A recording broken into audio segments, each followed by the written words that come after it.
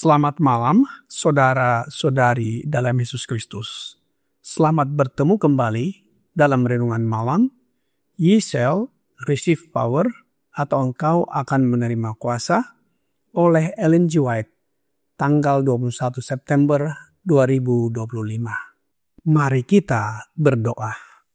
Bapa kami yang di sorga, Allah pencipta langit dan bumi, laut, serta segala isinya. Satu-satunya Allah yang benar, yang kami sembah selalu melalui anak-Mu, Yesus Kristus. Kami bersyukur dan berterima kasih atas penyertaan dan perlindungan Bapa sepanjang hari dalam pekerjaan maupun aktivitas kami. Pada saat ini, kami siap mendengarkan firman-Mu. Mohon karuniakan Roh Yesus Kristus dalam hati kami, sehingga dapat mengerti firman-Mu dan menghidupkannya dalam kehidupan kami sehari-hari. Besertalah dengan kami sepanjang malam ini, ya Bapa. Kami persembahkan doa ini di dalam nama Yesus yang adalah Tuhan dan Juru Selamat kami. Amin. Renungan malam ini akan dibacakan oleh Saudara Aldo Banteng. Kepada Saudara Aldo, kami persilahkan. Selamat malam untuk kita semua. Bacaan renungan malam kita pada hari ini, Minggu tanggal 21 September tahun 2025 berjudul Yohanes Pembaptis.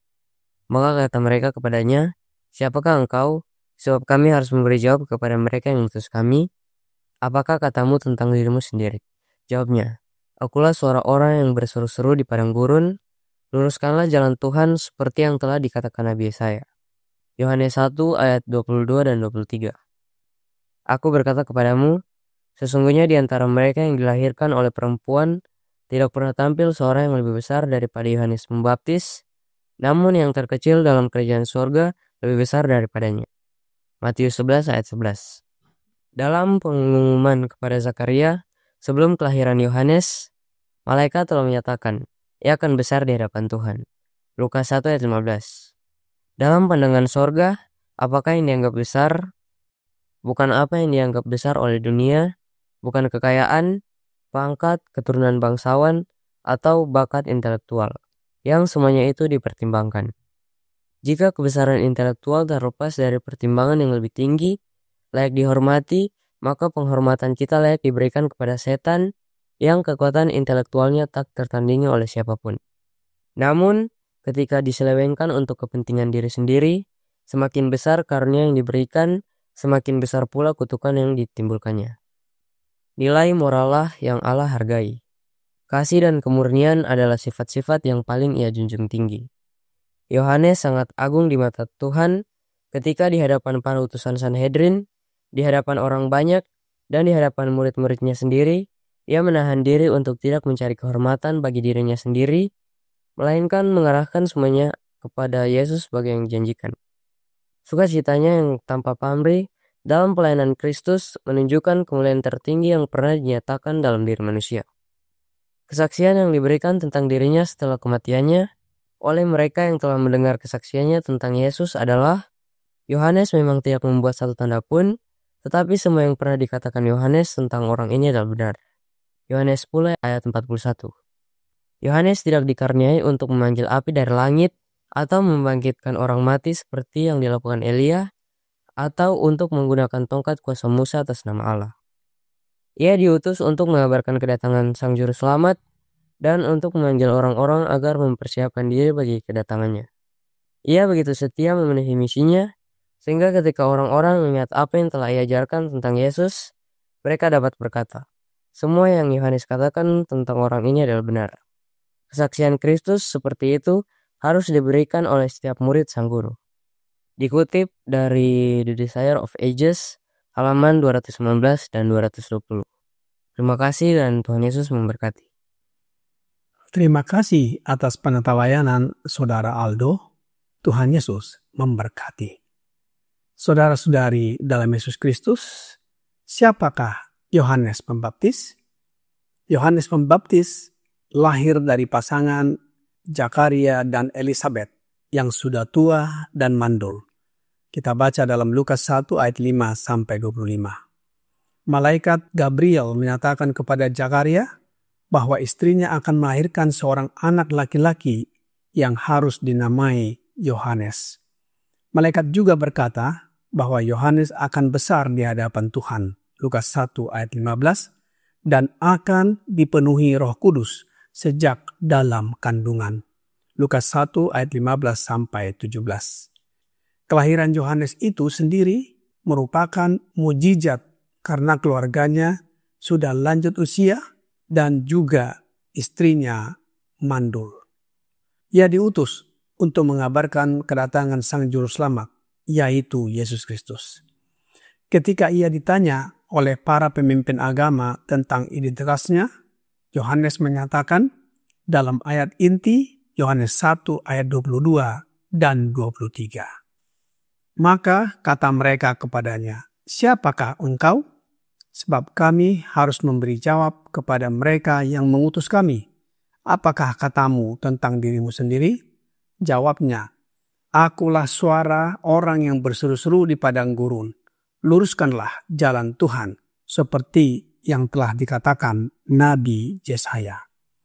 Kesaksian Yohanes ini merujuk pada tugasnya yang berseru di padang gurun untuk mempersiapkan hati dan jalan bagi kedatangan Tuhan, seperti yang telah dinubuatkan Nabi Yesaya, sebagaimana terdapat dalam Yesaya 40 ayat 3. Juga dicatat dalam buku Matius 3 ayat 3, Markus 1 ayat 2-3, dan Lukas 3 ayat 3-6. Yohanes Pembaptis mempersiapkan orang agar bertobat dan siap menerima Yesus serta dibaptiskan. Tema utama dari pelayanan Yohanes adalah sebagaimana terdapat dalam Matius 3 ayat 2. Bertobatlah sebab kerajaan surga sudah dekat. Yohanes Pembaptis mengarahkan orang banyak agar datang kepada Yesus sebab kerajaan surga sudah dekat. Dalam renungan malam, Ye Shall Receive Power, halaman 273, paragraf 3 berkata, nilai morallah yang Allah hargai. Kasih dan kemurnian adalah sifat-sifat yang paling ia junjung tinggi. Yohanes sangat agung di mata Tuhan ketika di hadapan para utusan Sanhedrin, di hadapan orang banyak, dan di hadapan murid-muridnya sendiri. Ia menahan diri untuk tidak mencari kehormatan bagi dirinya sendiri, melainkan mengarahkan semuanya kepada Yesus sebagai yang dijanjikan. Sukacitanya yang tanpa pamrih dalam pelayanan Kristus menunjukkan kemuliaan tertinggi yang pernah dinyatakan dalam diri manusia. Kita lihat bahwa Yohanes Pembaptis bukan hanya nabi besar, tapi juga pelopor dan saksi penting bagi Yesus. Melalui hidup dan pelayanannya, ia mengajarkan pertobatan sejati, kesederhanaan, keadilan, dan ketaatan kepada Allah. Dan bila mana datang kepada Allah bertobat, maka diampuni dosanya. Dia memberi teladan bagaimana mengarahkan kemuliaan kepada Allah, bukan kepada diri sendiri. Alkitab di dalam Yohanes 1 ayat 29 berkata, pada keesokan harinya, Yohanes melihat Yesus datang kepadanya dan ia berkata, lihatlah anak domba Allah yang menghapus dosa dunia. Yohanes Pembaptis bukan hanya membaptiskan, namun menegur kejahatan atau dosa. Ia menghadapi kemunafikan dari orang-orang yang bertugas di lembaga keagamaan. Dapat kita lihat dalam Matius 3 ayat 7 dan juga Lukas 3 ayat 7. Ia tidak ragu untuk menyingkapkan amoral daripada Raja Herodes dan memilih untuk mati sebagai martir atau mati sahib daripada kompromi dengan kejahatan. Kita dapat lihat di dalam Matius 14 ayat 3-12 dan juga Markus 6 ayat 17-29. Oleh sebab itu, Yesus mengatakan bahwa Yohanes Pembaptis adalah yang terbesar yang dilahirkan di antara perempuan karena ia memiliki hak istimewa. Oleh sebab dipimpin oleh Roh Allah mulai dari rahim ibunya untuk menunjuk kepada anak domba Allah. Namun, ia adalah yang terkecil dalam kerajaan Allah. Sebagaimana Yesus katakan dalam Matius 11 ayat 11 dan Lukas 7 ayat 28. Tentang Yohanes yang terkecil dalam kerajaan Allah, Roh Nubuat di dalam buku The Desire of Ages, halaman 220, paragraf 2 berkata, ia adalah terang yang lebih kecil yang akan diikuti oleh terang yang lebih besar. Pikiran Yohanes diterangi oleh Roh Kudus agar ia dapat menerangi umatnya. Tetapi tidak ada terang lain yang pernah bersinar atau akan bersinar begitu terang atas manusia yang telah jatuh selain terang yang berasal dari ajaran dan teladan Yesus. Kristus dan misinya hanya dipahami secara samar-samar sebagaimana dilambangkan dalam korban-korban yang samar. Bahkan Yohanes pun belum sepenuhnya memahami kehidupan kekal di masa depan melalui Juru Selamat. Saudara-saudari dalam Yesus Kristus, Yohanes menyatakan bahwa Yesus lebih besar daripadanya dan bahwa Yesus memiliki pelayanan dan baptisan yang lebih berkuasa. Markus 1 ayat 7-8, Lukas 3 ayat 16, dan juga Yohanes 1 ayat 26-27. Bagaimana dengan kita?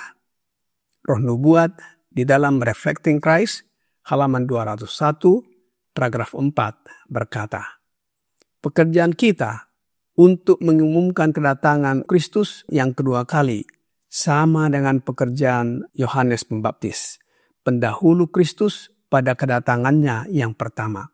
Kita harus memberitakan kabar kepada dunia. Sudah dekat hari Tuhan yang besar itu. Maka bersiaplah untuk bertemu dengan Allahmu. Kita harus melakukan lebih banyak daripada yang telah kita lakukan. Saudara-saudari dalam Yesus Kristus, pekerjaan kita sama dengan pekerjaan Yohanes Pembaptis untuk mempersiapkan umat menantikan kedatangan Yesus yang pertama dan kita untuk kedatangan Yesus yang kedua kali. Kiranya renungan malam ini membawa pembaharuan bagi kita. Tuhan Yesus memberkati. Mari kita berdoa. Bapa kami yang di sorga, terima kasih atas firman yang sudah kami dengarkan malam ini. Biarlah teladan Yohanes Pembaptis menjadi bagian kami untuk mempersiapkan diri dan umat datang menyerahkan diri kepadamu, bertobat, dan menerima Yesus anak Allah sebagai Juru Selamat, serta dibaptiskan baik dengan air dan oleh Roh Yesus Kristus. Oleh sebab itu ya Bapa, mohon karuniakan Roh Yesus Kristus dalam hidup kami, agar kami dapat bersiap dan memberitakan kedatangan Yesus yang kedua kali. Tabiat kami diubahkan menjadi sama dengan tabiat Yesus. Banyak dosa dan pelanggaran yang kami lakukan ya Bapa. Ampunilah kami. Kami persembahkan doa ini hanya melalui anak-Mu, Yesus Kristus, yang adalah Tuhan dan Juru Selamat kami. Amin.